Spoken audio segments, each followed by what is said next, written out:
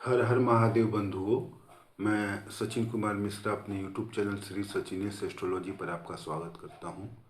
बंधुओं, कल मैंने कुल देवी कुल देवता की प्रसन्नता के लिए एक वीडियो बनाया था, जिसमें मैंने बताया था कि माता काली के सहस्त्र नाम का जप करना है। जप कैसे करना है ये भी बताया था कि बस आपको अपना नाम और अपने गोत्र का नाम ले करके और ये बताना है कि मैं अपनी कुल देवी या कुल देवता की प्रसन्नता के लिए माता काली के सहस्त्र नाम का जप करने जा रहा हूँ।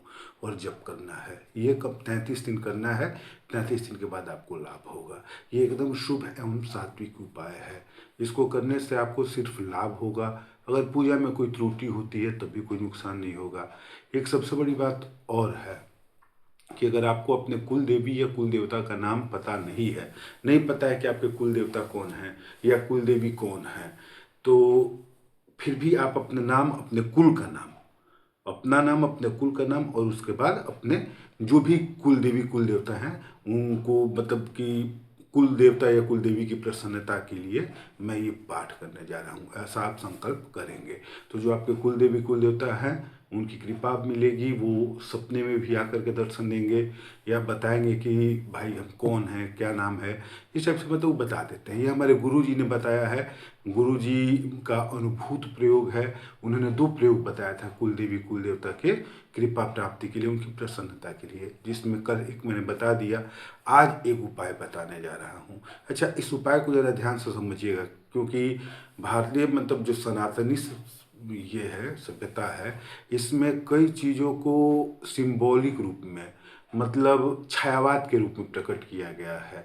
जैसे गणेश जी हैं, कहा जाता है कि गणेश जी की पूजा जो है वो शिव पार्वती के विवाह पूर्व हुआ था, मतलब उनके विवाह के समय में गणेश जी की भी पूजा हुई थी। अब आप बताइए कि गणेश जी अगर शिव पार्वती के पुत्र हैं तो उनके विवाह में उनकी पूजा कैसे होगी।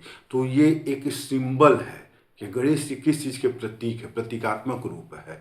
देखिए, गुरु जी ने जो मुझे बताया है मैं सिर्फ वही आप लोगों को बता रहा हूँ। यह भी शुभ और सात्विक उपाय है, तो इसको समझिएगा।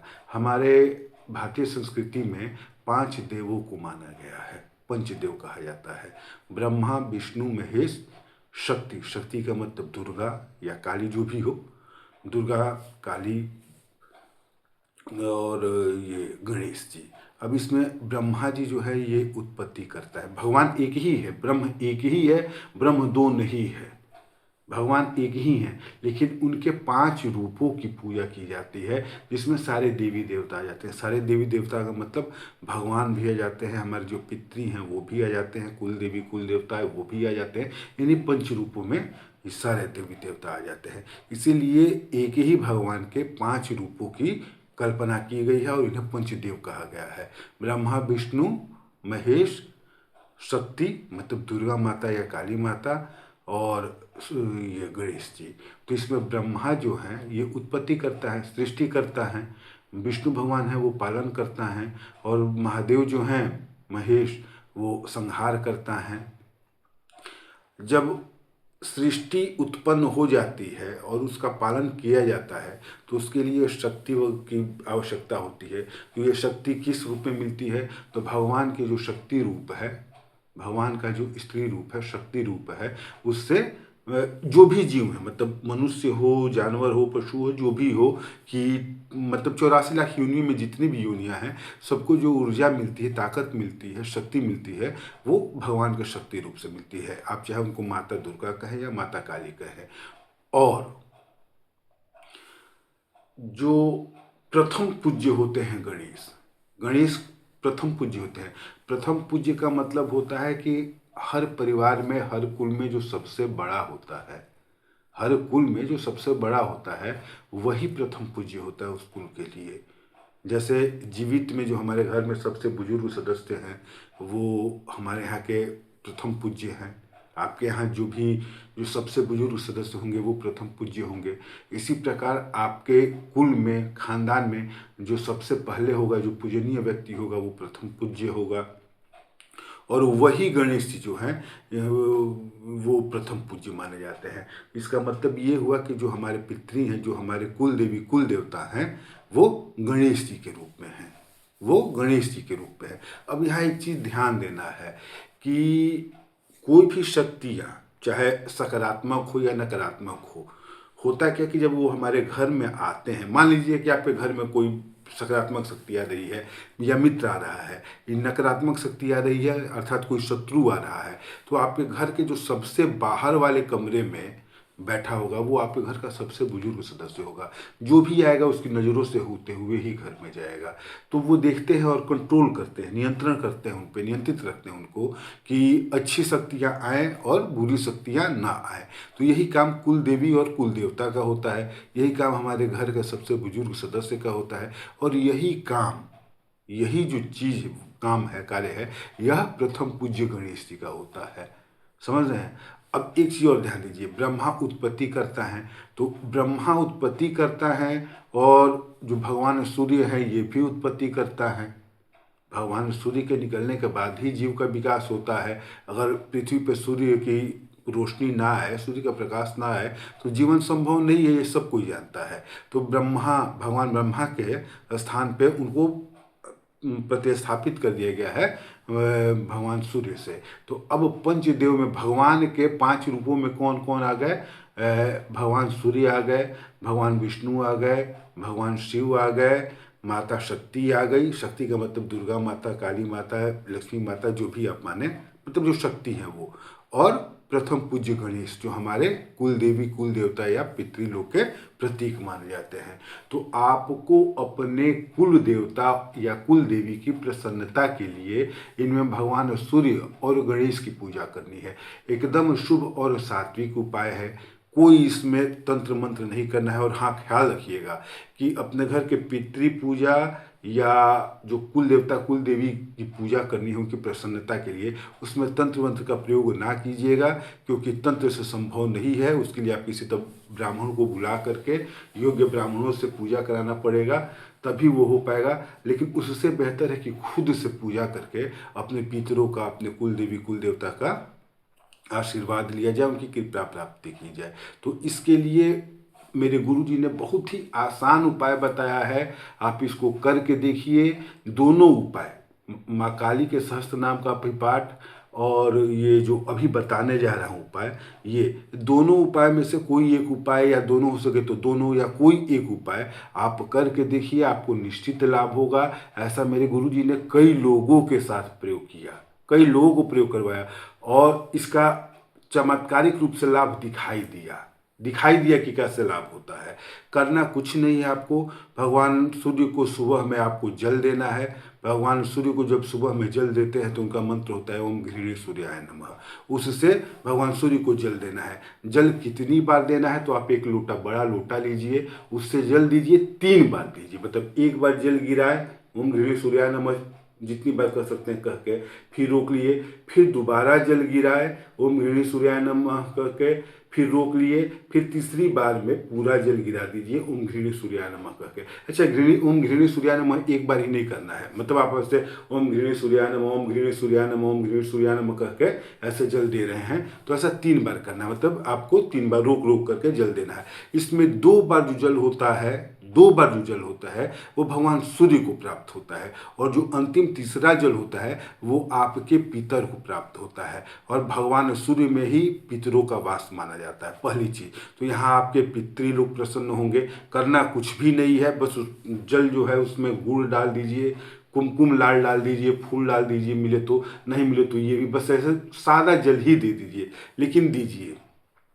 तो भगवान सूर्य को आप जल दे दिए। जल 3 बार में देना है। एक बड़ा लोटा ले लिए और उस लोटे से 3 बार में आप उनको जल देना है, तो आपके पितृ यहाँ प्रसन्न हो गए। अब दूसरी सबसे बड़ी बात है कि जैसे घर के सबसे बड़े बुजुर्ग जो होते हैं उनका स्थान कहाँ होता है? घर का जो सबसे बाहरी मेन रूम, कमरा होता है, जो स्थान जहाँ पे सब कोई आता है, सारे गेस्ट आते हैं, जिसको अंदर जाना है बाहर जाना है, वो पहले वहाँ आते हैं। तो वहाँ पे आप गणेश जी को रखिए। गणेश जी की मूर्ति लकड़ी की हो या मिट्टी की छोटी मूर्ति हो, उसको स्थापित कीजिए। और प्रतिदिन बस उनको आपको अगरबत्ती दिखाना है, ओम गंग गणेशाय नमः या ओम गंग गणपतये नमः कहना है, और उनमें अपने कुल देवी कुल देवता को ध्यान करना है।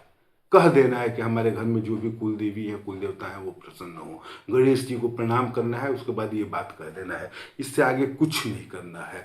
देखिए धीरे धीरे कुछ दिनों के बाद से आपके कुल देवी, आपके कुल देवता का जो कृपा है वो आप पे बरसना शुरू होगा, चमत्कारिक रूप से लाभ होगा। और सबसे बड़ी बात जो है वो ये है कि वो सपने में भी आकर के अपने बारे में बताएंगे कि भाई हम ये हैं, यहाँ मेरा स्थान है, आप तुम पूजा करना छोड़े हो, यहाँ आके पूजा करो।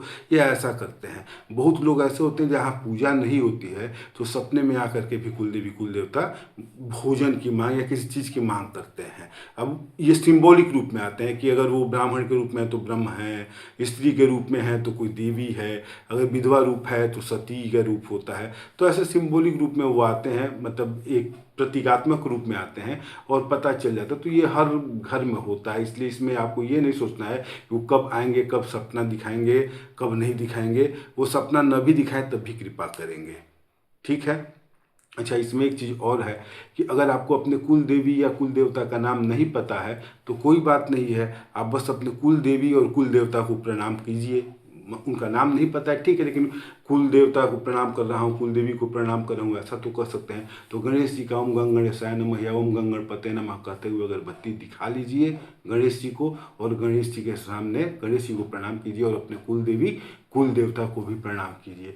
देखिए धीरे धीरे आपके यहाँ मतलब कुल देवी और कुल देवता की कृपा आनी शुरू हो जाएगी। अच्छा, कुल देवी कुल देवता की मतलब कुल देवी कुल देवता के रुष्ट होने का सबसे बड़ा प्रभाव ये होता है कि मनुष्य के जीवन में हर तरफ से परेशानी आती है, चारों तरफ से परेशानी आती है। वो मानसिक रूप से भी बीमार पड़ जाता है, एंजाइटी का, डिप्रेशन का शिकार हो जाता है। कई बार ऐसा होता है, आप देखे होंगे कि कुछ लोग बर्तन साफ करते हैं पूजा के लिए तो लगता है कि नहीं बर्तन अभी अशुद्ध ही है, काफ़ी देर तक उसको धोते रह जाते हैं, या लगता है कि इस भगवान को पूजा की, इनको नहीं की तो भगवान गुस्सा आ जाएंगे। तो ये सब मानसिक रोग है, समझ रहे हैं। हर कोई शुद्ध है, आप सुबह शौच आदि से आए, स्नान किए, उसके बाद आप शुद्ध हैं, आप दिन भर शुद्ध हैं। जब तक कि कोई मतलब शौच का काम नहीं कर रहे हैं तब तक आप शुद्ध हैं। तो आराम से अपना पूजा कर सकते हैं। हाथ पैर धुलिएगा, सिर पर पानी छिड़क लीजिएगा और पूजा कीजिएगा। वैसे पूजा सुबह में कर ज़्यादा बेहतर होगा। देखिए धीरे धीरे चमत्कारिक रूप से लाभ होगा, इससे घर में मांगलिक कार्य शुरू होगा। जो कैरियर में, व्यवसाय में बंधन है, समझ में नहीं आ रहा है कि कैरियर कहाँ शुरू की जाए, नौकरी मिल नहीं रही है, नौकरी किया जाए, कि व्यापार शुरू नहीं हो रहा है, व्यापार किया जाए, क्या करना है, ये अपने आप आपको रास्ता मिलते जाएगा। आप खुद ब खुद रास्ता मतलब मिलते जाएगा, आप आगे बढ़ते जाएंगे। तो इसलिए कुल देवी कुल देवता की पूजा बहुत ज़्यादा आवश्यक है, क्योंकि हमेशा ध्यान रखिएगा भगवान जो होते हैं वो मोक्ष के कारक होते हैं। भगवान की पूजा करके आप भगवान की कृपा प्राप्ति करेंगे। लेकिन जो इस पृथ्वी पे भौतिक सुख है, इसकी प्राप्ति के लिए आपको अपने ग्रहों को, अपने घर के कुल देवी कुल देवता को ही मनाना पड़ेगा, उन्हीं की कृपा प्राप्त करनी पड़ेगी। तो इस धरती के भौतिक सुखों के लिए आपको अपने कुल देवी कुल देवता की पूजा कीजिए, अपने पितरों को मनाइए। देखिए निश्चित रूप से लाभ होगा, मतलब 100% क्या 500% लाभ होगा, गारंटी है। क्योंकि गुरुजी ने बताया है, हम लोग उनके साथ थे, शिष्य थे, सेवा करते थे, उन्होंने कई लोगों को बताया, सबको लाभ हुआ, बहुत ज़्यादा लाभ हुआ। तो आप भी करके देखिए, या तो माता काली के सहस्त्र नाम का जप, या इस जो भी उपाय बताए हैं इस उपाय को, दोनों में से कोई एक उपाय कीजिए। अगर हो सकता है तो दोनों कर लीजिए, लेकिन दोनों नहीं हो पाएगा तो कोई एक उपाय कीजिए। एक भी उपाय करेंगे, कुछ मतलब महीना 2 महीना का टाइम लगेगा, धीरे धीरे लाभ होना शुरू हो जाएगा, निश्चित रूप से लाभ होगा। ठीक है, धन्यवाद बंधुओं, हर हर महादेव।